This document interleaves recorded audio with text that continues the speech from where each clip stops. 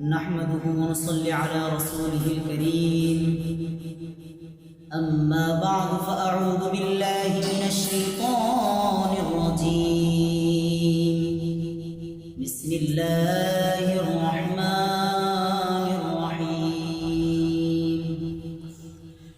ما يلفظ من قول إلا لديه رقيب عتيد صدق الله مولانا العظيم.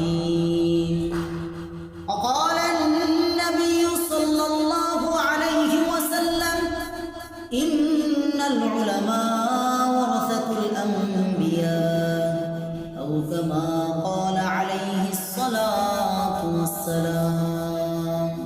شكل درود إبراهيم بارك اللهم صل على محمد وعلى آل محمد كما صليت على إبراهيم وعلى آل إبراهيم إنك حميد مجيد.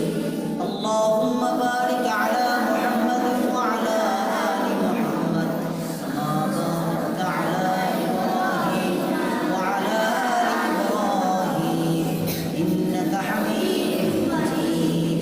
بلغ العلا بكماله كشف الدجى بجماله أسنت جميع خصاله صلوا عليه وآله.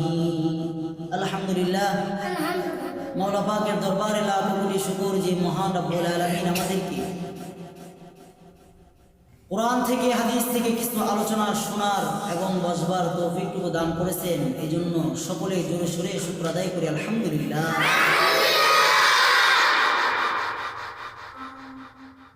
আল্লাহ তাআলার কাছে আমাদের অসংখ্য অগণিত নিয়ামত রয়েছে, যা বর্ণনা করার মতো শেষ করার মতো না।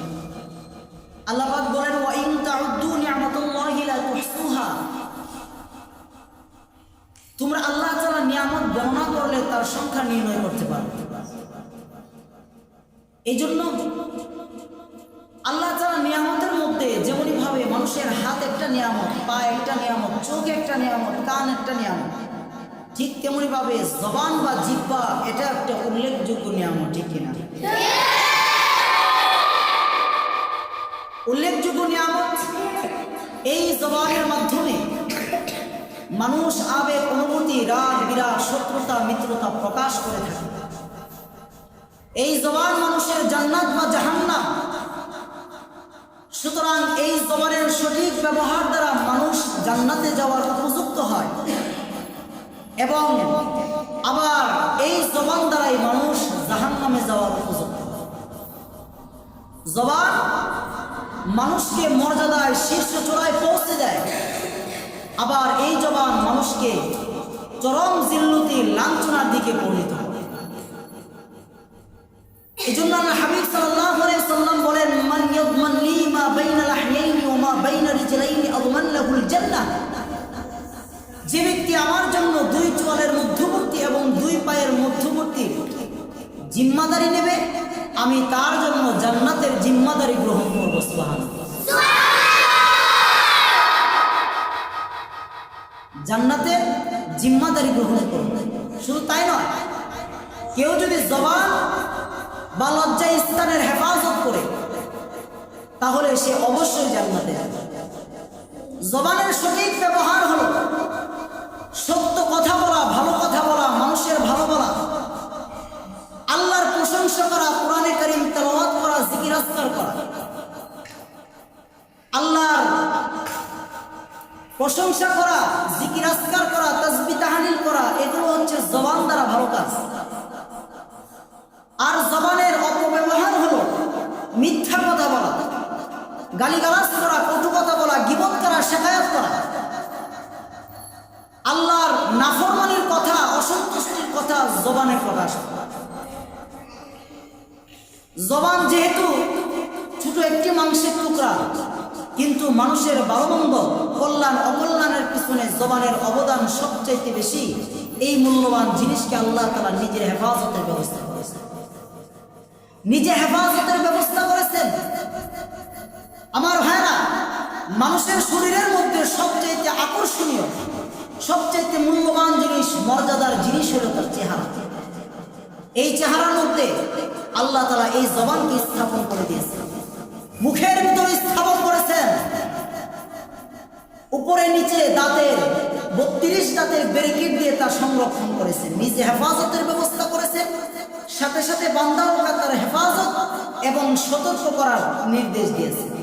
আল্লাহ বলেন, মা ইয়ালফিজু মিন কাউলিন ইল্লা লাদাইহি রাকিবুন আতীদ। আল্লাহ বলেন, সে মানুষ যেই কথাই উচ্চারণ করে না কেন, এই কথা রেকর্ড করার জন্য তার সাথে সদা সর্বদা প্রহরী রয়েছে। সুতরাং সবসময় তার কথাগুলি রেকর্ড করার জন্য সর্বদাই ফেরেশতা রয়েছে। এত একজন মানুষ যখন কথা বলবে তখন তার চিন্তা করতে হবে যে আমি যে কথাটা বলতেছি এই কথাটা রেকর্ড হবে, হিসাব হবে, এই বিষয়ে জিজ্ঞাসিত হতে হবে।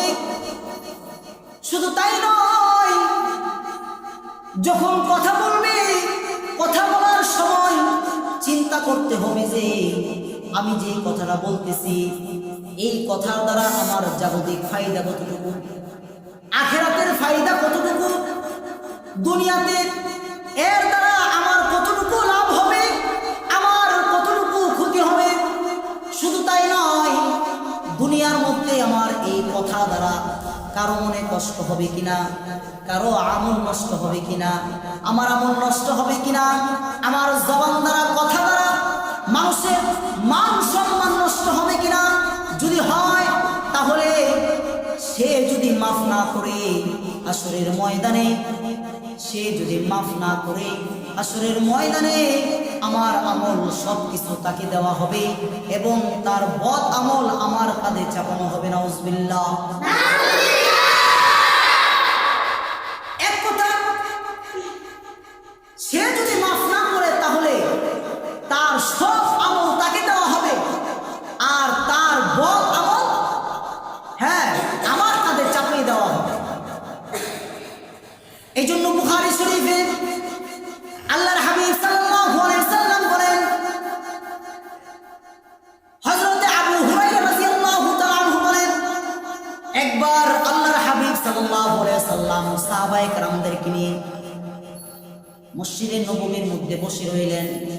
হঠাৎ করে আল্লাহর হাবিব বললেন, ও আমার সাহাবারা, তোমরা কি জানো আমার উম্মতের মধ্যে সবচেয়ে দরিদ্র সবচেয়ে গরিব ব্যক্তিকে? সাহাবায়ে কেরাম বললেন, হুজুর, আমরা তো মনে করি যার টাকা পয়সা নাই, ধন সম্পদ নাই, দৌলত নাই, সেই গরিব। আল্লাহর হাবিব বলেন, না না, আমার উম্মতের মধ্যে সবচাইতে গরিব ব্যক্তি হইল, উম্মতের মধ্যে সবচাইতে গরিব ব্যক্তি হইল, সবচাইতে গরিব ব্যক্তি হইল ওই ব্যক্তি যে হাসরের ময়দানে নামাজ রোজা হজ যাকাত আমলের ভান্ডার নিয়ে উপস্থিত হয়েছে, কিন্তু তার একটা অবস্থা হলো সে কাউকে গালি দিয়েছে, কারো উপর মিথ্যা অপবাদ দিয়েছে, কাউকে গালিগালাজ করেছে, কারোর সাথে বেয়াদবি করেছে, কারো সম্পদ অন্যায়ভাবে লুট করে নিয়েছে, এতিমের উপর জুলুম করেছে। এই কারণে তার যত আমল আছে আল্লাহ তাআলা তার আমল থেকে এক এক করে সবাইকে দিয়ে দেবেন এবং সকলের বদ আমল তার কাঁধে চাপিয়ে দিবেন এবং এই বদ আমলের আধিক্যের কারণে আল্লাহ তাকে জাহান্নামে নিক্ষেপ করবে। এই জন্য আমার ভাইরা, এবার চিন্তা করে দেখুন, আমাদের এমন কোন মসজিদটা আছে, এমন কোন মসজিদটা আছে যেখানে কারো দোষ চর্চা করা হয় না, যেখানে কারো গীবত শিকায়ত করা হয় না, যেখানে কারো নিন্দা করা হয় না। শুধু তাই নয়, আমরা মসজিদে এসে ইবাদত করতে এসেও নির্ভরতা পালন করতে পারি না। আমরা মনে করি নামাজ পড়ছি, রোজা রাখছি, নফল ইবাদত করতেছি, সব কিছু করতেছি, কিন্তু আমাদের আমল কিভাবে বরবাদ হয়ে যাচ্ছে সেদিকে আমাদের কোনো খবর নাই। সারা রাত নফল নামাজ পড়তেছি, কোরআন তেলাওয়াত করতেছি, সব কিছু করতেছি, কিন্তু সকালবেলা যখন কারো নিন্দা করি, গীবত করি, তখন এই সারা রাতের নেক আমল সব কিছু বরবাদ হয়ে যায়। এই জন্য এই জবানকে হেফাজত করা, জবান আল্লাহর পক্ষ থেকে মূল্যবান একটা নিয়ামত।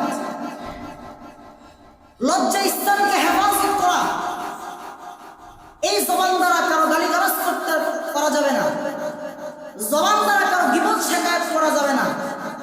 জবান আল্লাহর পক্ষ থেকে একটা নিয়ামত, এই নিয়ামতের কদর করতে হবে, ঠিক কিনা? এই নিয়ামতের কদর করতে হবে। যদি কদর করতে না পারি তাহলে আল্লাহ আমাদের উপর নারাজ হবে। আল্লাহ নাফরমানি থেকে বিরত থাকতে হবে এই জবানের মাধ্যমে। কেননা মানুষ বেশিরভাগ চাইতে জবানের মাধ্যমে মানুষ গুনাহ করে।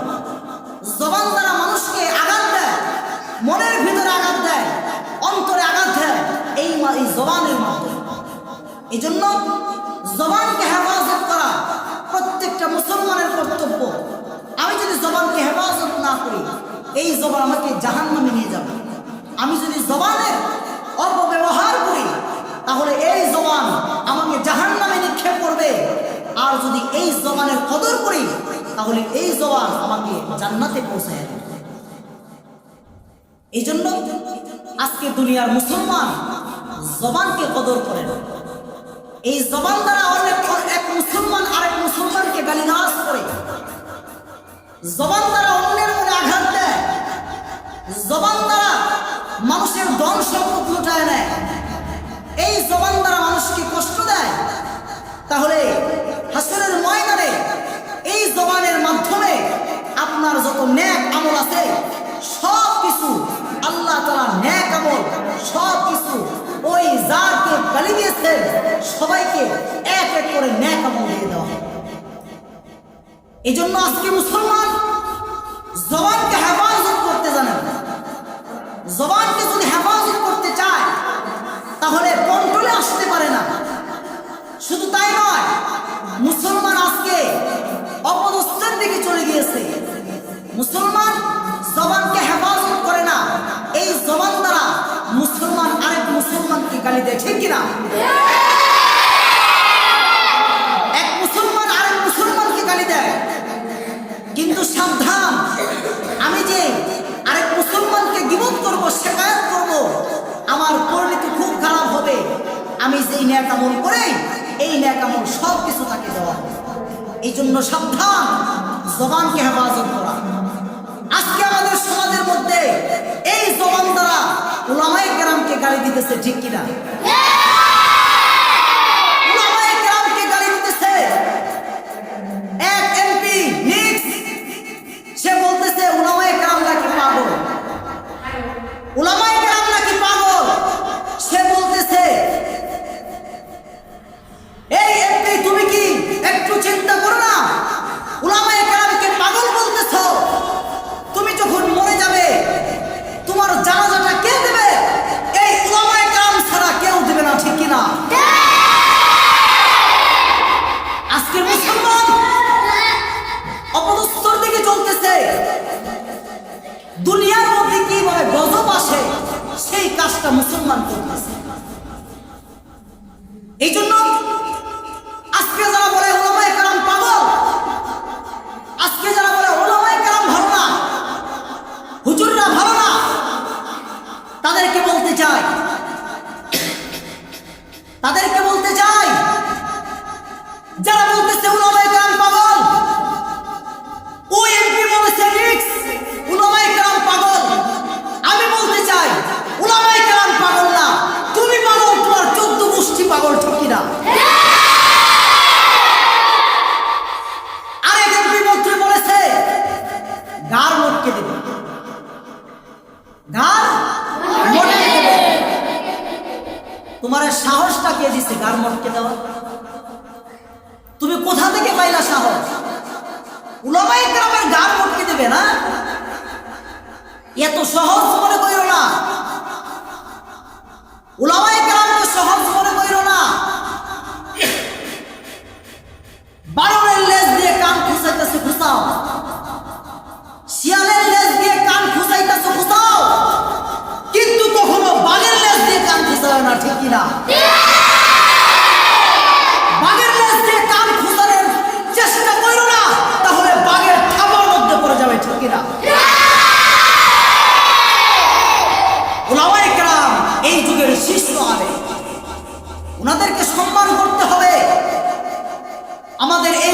মধ্যে এখন মূর্তি নিয়ে টানাটানি হইতেছে, ভাস্কর্য নিয়ে টানাটানি হইতেছে।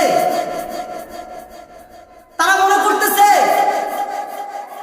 যদি ভাস্কর তৈরি করি, যদি মূর্তি তৈরি করি, তাহলে এই দেশে শান্তি আসবে।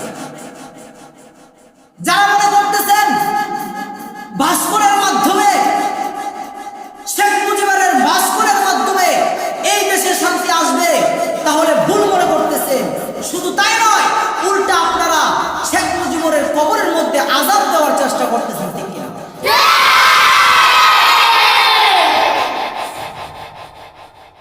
বঙ্গবন্ধু শেখ মুজিবুর রহমান, আমরা তার বিরুদ্ধে কথা বলি না, সরকারের বিরুদ্ধে আমরা কথা বলি না, শেখ মুজিবুরের বিরুদ্ধে কথা বলি না, আমরা কথা বলি শেখ মুজিবুরের মূর্তির বিরুদ্ধে, ঠিক কিনা? আমরা কথা বলি শেখ মুজিবুর ভাস্কর্যের বিরুদ্ধে, আমরা জনগণের বিরুদ্ধে কথা বলি না, আমরা কারো শত্রু নয়। আমরা চাইতেছি এই দুনিয়ার মধ্যে কিভাবে মূর্তি ভেঙে দেওয়ার জন্য, কিভাবে এই দেশটাকে শান্তিপূর্ণ দেশ করার জন্য উলামায়ে কেরাম চেষ্টা করতেছে, ঠিক কিনা? মগের মূল্য পাইছো, উলামায়ে কেরামের ঘাড় মুটকে দেবে, এত সোজা নয়। যেখানে দাঁড়িয়ে আছো সেখানে দাঁড়িয়ে থাকো, উলামায়ে কেরামের সামনে বাড়িও না, তাহলে লাশের পরিণত হয়ে যাবে, ঠিক কিনা? জীবনটা এত সোজা নয়। দুনিয়ার মধ্যে এসেছি, তখন কেউ ছিল না, আবার যখন চলে যাব কেউ থাকবে না। এই জন্য জীবনের শেষ মুহূর্ত পর্যন্ত উলামায়ে কেরামের সাথে লেগে থাকতে হবে। উলামায়ে কেরাম যখন যে হুকুম করেন, যখন যে আদেশ করেন, সেই আদেশে ছুটে যেতে হবে। তোমরা মনে করেছো উলামায়ে কেরাম কিছুই বুঝে না, তারা কিছুই বলতে পারে না। এই এমপি নিক্স বলেছে, সে চ্যালেঞ্জ করেছে খেলার জন্য, মাঠে আসার জন্য চ্যালেঞ্জ করেছে। আমি বলতে চাই, এই পর্যন্ত যতগুলা জিহাদ হয়েছে, উলামায়ে কেরামের মাধ্যমে যতগুলা জিহাদ হয়েছে, ময়দানে যখন নেমেছে, তখন তোমরা কোথায় ছিলে? তখন তোমরা কোথায় ছিলা? এখন চ্যালেঞ্জ করতেছো খেলা হবে। ওই জিহাদের ময়দানে খেলার সময় কোথায় ছিল? এখন বলতেছো খেলা হবে। মনে করেন না উলামায়ে কেরাম দুর্বল হয়ে গেছে। উলামায়ে কেরাম হলো নবীর ওয়ারিস। ইন্নামাল উলামা ওয়ারাসাতুল আম্বিয়া। উলামায়ে কেরাম নবীর ওয়ারিস। আসলে ভাই, যেখানে ভালো কাজ সেখানে একটু তাদের চুলকানি থাকে, ঠিক কিনা? যেখানে ভালো কাজ সেখানে শয়তানের চুলকানি থাকবে। যেখানে ফেরাউন সেখানে মূসা থাকবে, যেখানে মুহাম্মদ সেখানে আবু জাহেল, ঠিক কিনা?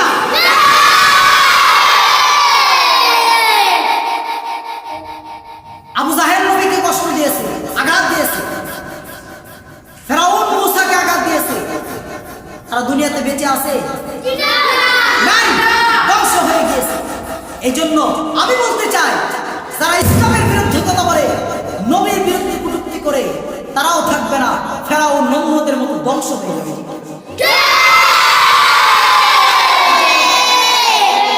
ছোট্ট একটা উদাহরণ দিয়ে শেষ করব।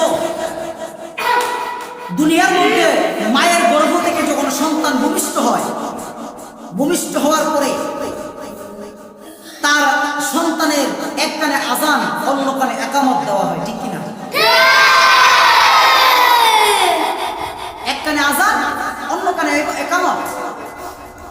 অন্য কানে ইকামত। হাসপাতালে যতগুলা ডেলিভারি হয়, ওইখানে মনে হয় আযান হয় কিনা সন্দেহ আছে। এই জন্য সন্তানের ইকামত, আযান দেওয়ার উদ্দেশ্য হলো তার অন্তরে তাওহীদের বীজ বপন করা, যেন আল্লাহকে বিশ্বাস করে, রাসূলকে বিশ্বাস করে, কুরআনকে বিশ্বাস করে, এর মাধ্যমে তার এক কানে আযান, অন্য কানে ইকামত ঢুকিয়ে দেওয়া হয়, যাতে করে সে শিশুকাল থেকে আল্লাহ একত্ববাদের স্বীকার করতে পারে।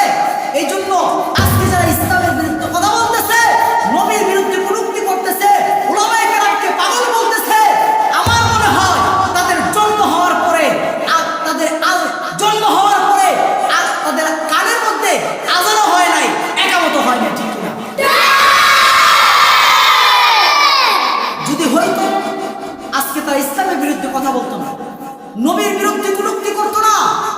এই জন্য আজকে তারা হ্যাঁ অন্য পথের দিকে পথভ্রষ্ট হয়ে যাচ্ছে। আজকে মুসলমান চিন্তা করতেছে যদি আমরা হ্যাঁ ভাস্কর্য তৈরি করি, যদি আমরা হ্যাঁ ভাস্কর্য তৈরি করি তাহলে দেশে শান্তি আসবে, কিন্তু না, যারা ভাস্কর্য তৈরি করবেন দেশে শান্তি আসবে না, আল্লাহর গজব আর নেমে আসবে।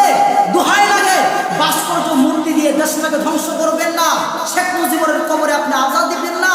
হ্যাঁ, যারা শেখ মুজিবের কবরে আজাদ দিতে চায় আপনারা শেখ মুজিবের সুসন্তান নয়, শেখ মুজিবের সাথে গাদ্দারি, তারা গাদ্দারি করেছেন, তারা শেখ মুজিবের সাথে প্রতারণা করেছেন, ঠিক কিনা? এই জন্য দুনিয়ার মধ্যে মুসলিম তাওহীদি জনতা প্রস্তুত থাকতে হবে, প্রস্তুত থাকতে হবে। আজকে যারা দুনিয়ার মধ্যে ইসলামকে বিরুদ্ধ করে, হ্যাঁ নবীকে বিরুদ্ধ করে, তাদের বিরুদ্ধে শাহ আহমদ শফী নাই কি হয়েছে, আজকে তাদের বিরুদ্ধে আহমদ শফী যদি আবারও ডাক দেয়, আজকে যদি মামুনুল হক সাহেব যদি আবারও ডাক দেয়, তাহলে আবারও সামনে চলতে যেতে প্রস্তুত আছে, ঠিক কিনা?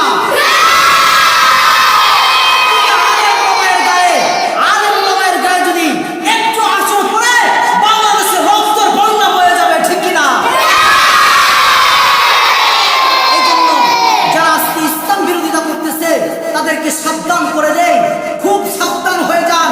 আজকে উলামায়ের পিছনে লাগেন না, হুজুরদের পিছনে লাগিস না, ধ্বংস হয়ে যাবে, নমরুদের মতো ধ্বংস হয়ে যাবে। এজন্য দুনিয়ার মধ্যে খুব খেয়াল করে চলতে হবে। জিহাদের ডাক আসবে, জিহাদের ডাক আসতেছে, অপেক্ষায় থাকতে হবে, সব কিছু ছেড়ে জিহাদের ময়দানে যাইতে হবে। জিহাদের ময়দানে ডাক আসতেছে।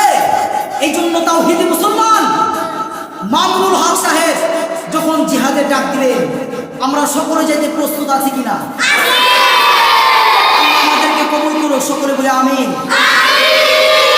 আল্লাহ আমাদের জবানের হেফাজত করো, সকলে বলে আমিন। এই জন্য উলামায়ে কেরামকে মহব্বত করতে হবে।